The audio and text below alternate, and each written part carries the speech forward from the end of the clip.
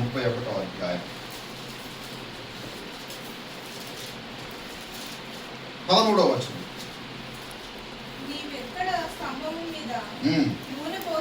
నీవెక్కడ స్తంభము మీద నూనె పోసితివో, ఎక్కడ నాకు మ్రొక్కుబడి చేసితివో, ఆ బేతేలు దేవుడను నేనే.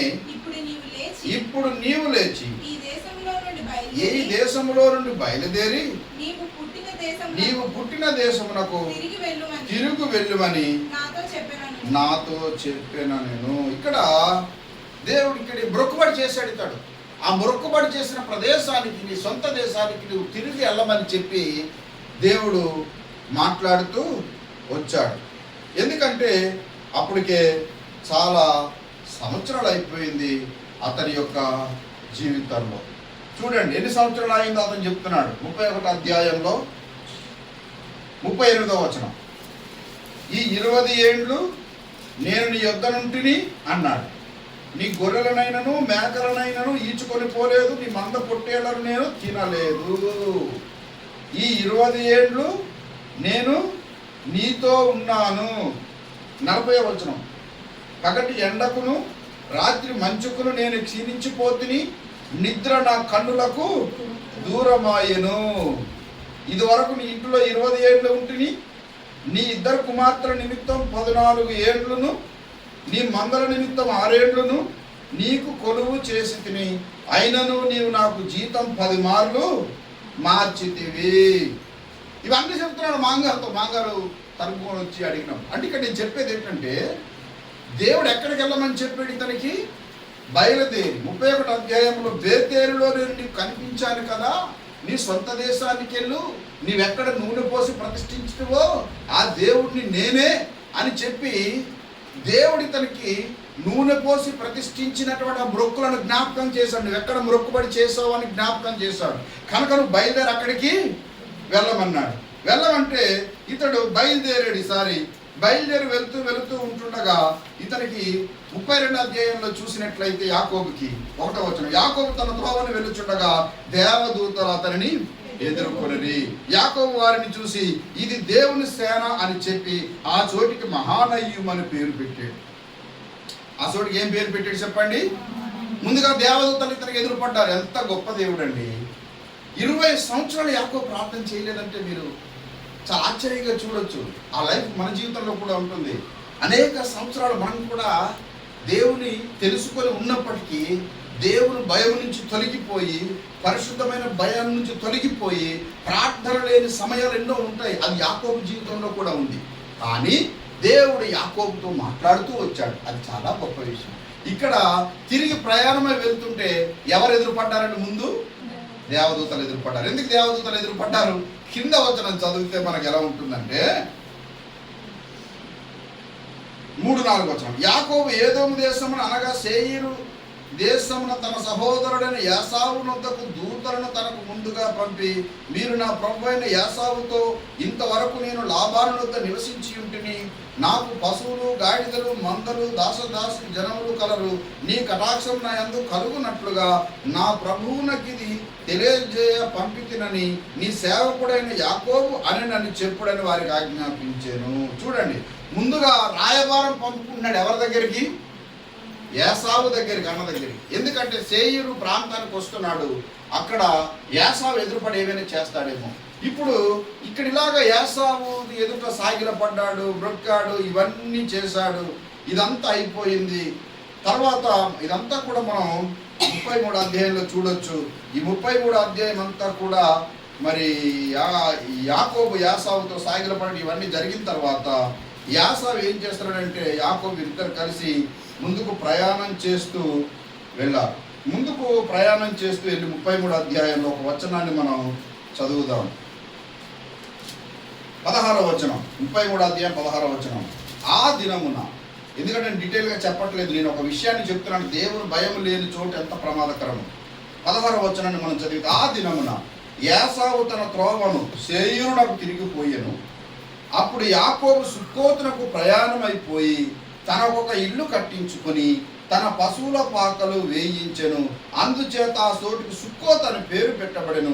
అట్లు యాకోబు పద్దన అరాముల నుండి వచ్చిన తర్వాత కానాను దేశంలో ఉన్న షెకెమును ఊరికి సురక్షితముగా వచ్చి ఆ ఊరి ముందర తన గుడారములు వేసెను.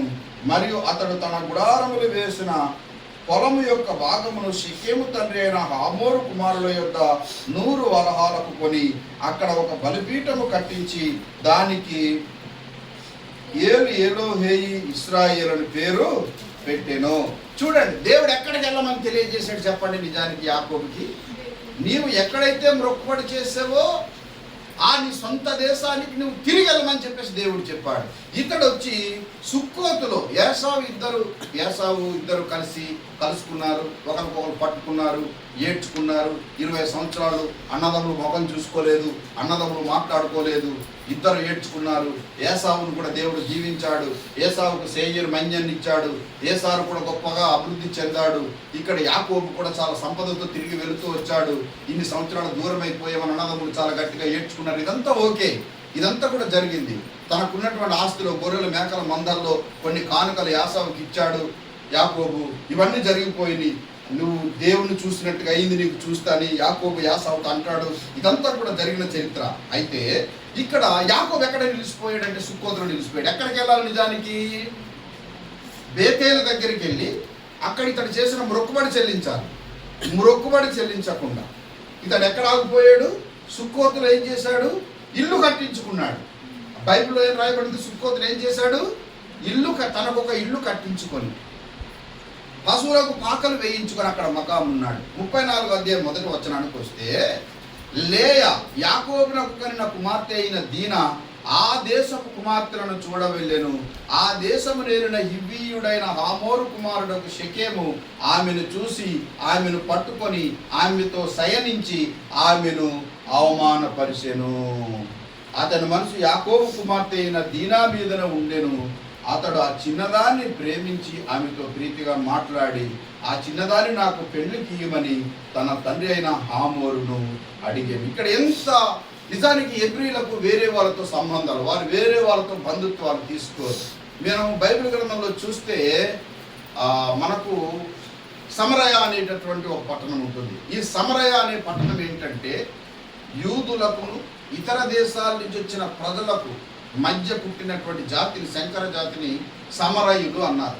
ఈ యూదులకు సమరయులకు సాంగత్యం లేదు. అంటే వీళ్ళ యొక్క పిల్లలకు వేరే వాళ్ళకు చేసుకునే పిల్లల కన్నా కూడా వారిని ఎంత మాత్రం కూడా దగ్గరికి చేర్చుకోరు, వారిని తక్కువగా చూస్తారు, వాళ్ళతో వియ్యమందరు, వాళ్ళతో సహవాసం చేయరు.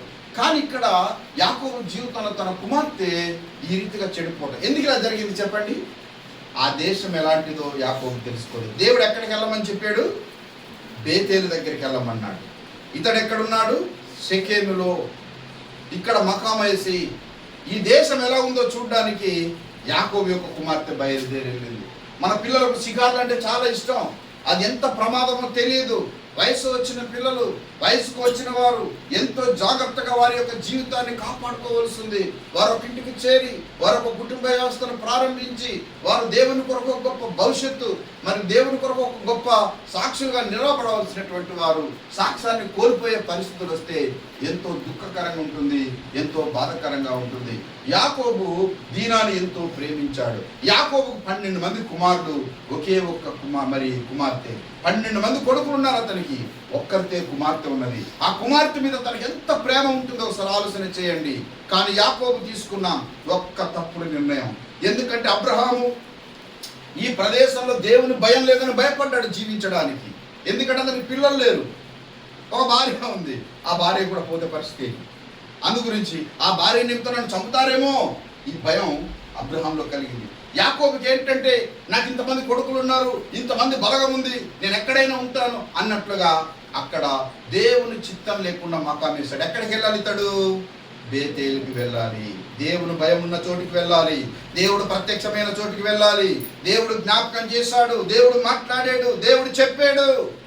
దేవుడు చెప్పినప్పటికీ కూడా యాకోబు ఇక్కడ మకాం ఉన్నాడు. ఇప్పుడు ఏమైంది చెప్పండి? ఎంత సమస్య. ఇప్పుడు 35వ అధ్యాయానికి వచ్చినప్పుడు ఇప్పుడు ఏమంటున్నాడు? ఇప్పుడు అంటున్నాడు ఏమండి, మనకు బాధపడితే కానీ బోధపడదని ఒక సామెత ఉంది. బాధపడితే కానీ కొన్ని మనకు అర్థం కావు మామూలుగా. కొందరికి ఎన్ని చెప్పినా సరే అర్థం అవ్వదు. సమస్య వచ్చినప్పుడే అప్పటికి అర్థం కాదు. 35 అధ్యాయం చదివితే దేవుడు యాకోబుతో, నీవు లేచి బేతేలునకు వెళ్ళి, ఒరే ఇక్కడ కాదురా నీ మకం, నువ్వు జీవించవలసింది ఇక్కడ కాదు, నువ్వు బ్రతకవలసింది ఇక్కడ కాదు. ఇదిగో నువ్వు లేచి నువ్వు ఎక్కడికి వెళ్ళాలి, బేతేలునకు వెళ్ళి అక్కడ నివసించి నీ సహోదరుడైన యాసావు ఎదుట నుండి నీవు పారిపోయినప్పుడు నీకు కనబడిన దేవునికి అక్కడ బలిపీఠమును కట్టుమని చెప్పగా, ఇదిగో నువ్వు బలిపీఠం కట్టాలి, నువ్వు దేవునికి ఒక నివాసాన్ని సిద్ధపరచాలి, నువ్వు అక్కడ ఆ రోజు వాగ్దానం చేసావు, నువ్వు మాట ఇచ్చావు, నువ్వు మొక్కుకున్నావు, నువ్వు అది సంపూర్తి చేయమని చెప్పి దేవుడు మరలా 35 అధ్యాయంలో మాట్లాడాడు. ఇప్పుడు యాకోబు మాట్లాడుతున్నాడు తన కుటుంబంతో, ఇదిగో మీరందరూ త్వరగా పెందరకడ లేవండి, మీ వస్త్రాలు శుచిపరచుకోండి, మిమ్మల్ని మీరు పరిశుద్ధపరచుకోండి, మీ దగ్గర ఒకవేళ విగ్రహాలు ఉంటే బయటికి పారవేయండి, ఇదిగో నా శ్రమ దినమున. ఇంకా మనం కిందకి చదివినట్లయితే అక్కడ దేవుడు ఏం మాట, 2-3 వచనాలు, యాకోబు తన ఇంటి వారితోనూ తన ఎదురున్న వారందరితోనూ మీ ఎదురున్న అన్యదేవతలను పారవేసి మిమ్మల్ని మీరు శుచిపరచుకొని మీ వస్త్రములను మార్చుకొనడి, మనం లేచి బేతేలునకు వెళుదాము, నా శ్రమ దినమున నాకు ఉత్తరం ఇచ్చి నేను వెళ్ళిన మార్గంలో నాకు తోడై ఉండిన దేవునికి బలిపీఠం అక్కడ కట్టేదానని చెప్పాను. అక్కడ బలిపీఠం కట్టడానికి వెళ్ళాలి, నా శ్రమ దినమున నాకు ఉత్తరం ఇచ్చిన దేవుడి దగ్గరికి వెళ్ళాలని చెప్పేసి యాకోబు ఇప్పుడు మాట్లాడుతున్నాడు. దేవుడు ముందుగానే తెలియజేశాడు.